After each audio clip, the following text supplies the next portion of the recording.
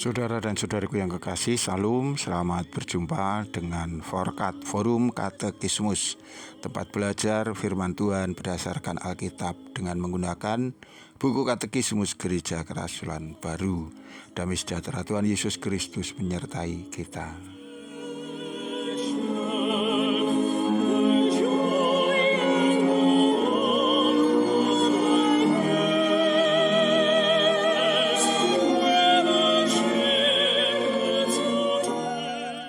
Saudaraku yang kekasih, kita masih akan mempelajari penggambaran Tuhan Yesus Kristus sebagai pokok anggur yang benar. Ini berkaitan dengan buku Katekismus pertanyaan nomor 158. Kita akan membaca bagian Alkitab terlebih dahulu dari Yohanes 15 ayat 7. Jikalau kamu tinggal di dalam aku dan firman-Ku tinggal di dalam kamu, mintalah apa saja yang kamu kehendaki, dan kamu akan menerimanya.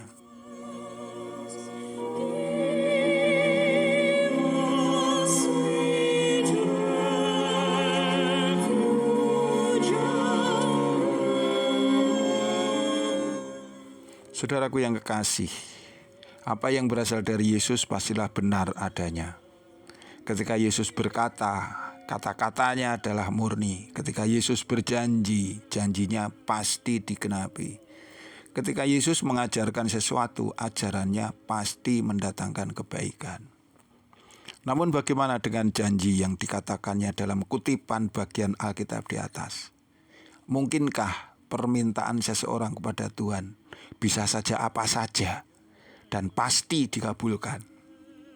Lalu bagaimana menjelaskan kenyataan bahwa banyak orang Kristen yang sudah berdoa sungguh-sungguh meminta sesuatu kepada Allah dan ternyata tidak kunjung diberikan? Apakah dalam hal ini berarti Yesus berbohong?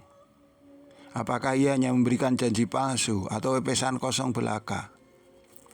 Lagi pula, apakah Yesus tidak melihat bahwa manusia itu sering memiliki permintaan yang aneh-aneh? Masa yang seperti itu juga akan dikabulkannya? Saudaraku, kembali ditegaskan di sini bahwa perkataan Yesus senantiasa murni dan benar adanya. Orang bisa minta apa saja kepada Allah, kepada Dia di dalam namanya, dan pasti diberikan. Namun di sini ada syarat dan ketentuan yang harus dipenuhi. Dikatakan di atas, yaitu jikalau kamu tinggal di dalam aku dan firman-Ku tinggal di dalam kamu. Inilah dasar dikabulkannya permintaan-permintaan itu. Bahwa orang harus tinggal di dalam Dia, firman-Nya harus ada di dalam dirinya. Di mana dalam hal ini ditandai orang bisa menyesuaikan keinginannya dengan kehendak Kristus. Dengan menempatkan diri pada posisi ini, orang menjadi mengerti mana dan apa yang perlu untuk kehidupannya. Mereka memiliki prioritas-prioritas yang tepat untuk menjamin keselamatan jiwanya.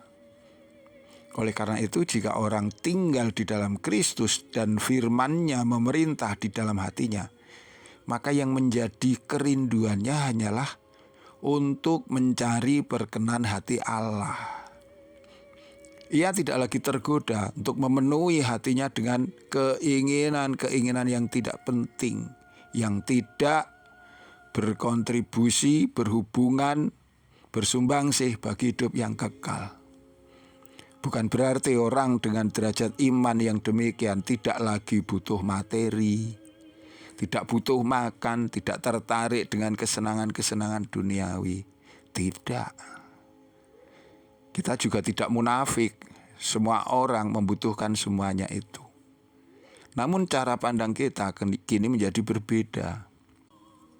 Kita memohon itu dengan selalu disertai kata-kata, tetapi bukan keinginanku, melainkan kehendak-Mu lah yang terjadi.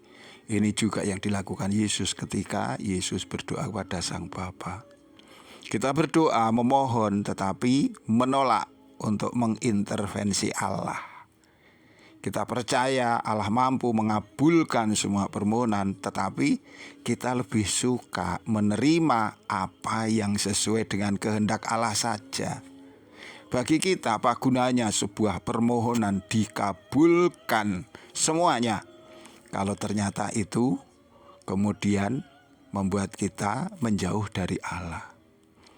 Saudaraku, penting juga diingat, percaya Yesus bukanlah untuk memuaskan diri atas segala keinginan, melainkan untuk menjawab panggilan kasih Kristus yang ingin membawa kita kembali kepada kemuliaan Sang Bapa. Sungguh, tak ada keinginan yang lebih penting, lebih tinggi dari semuanya itu. Tetaplah rendah hati di dalam berdoa. Tetaplah mohon apa saja, tetapi letakkan semuanya di bawah kehendak Tuhan yang kudus. Pasti kita bahagia. Tuhan memberkati kita. Sampai jumpa. Amin.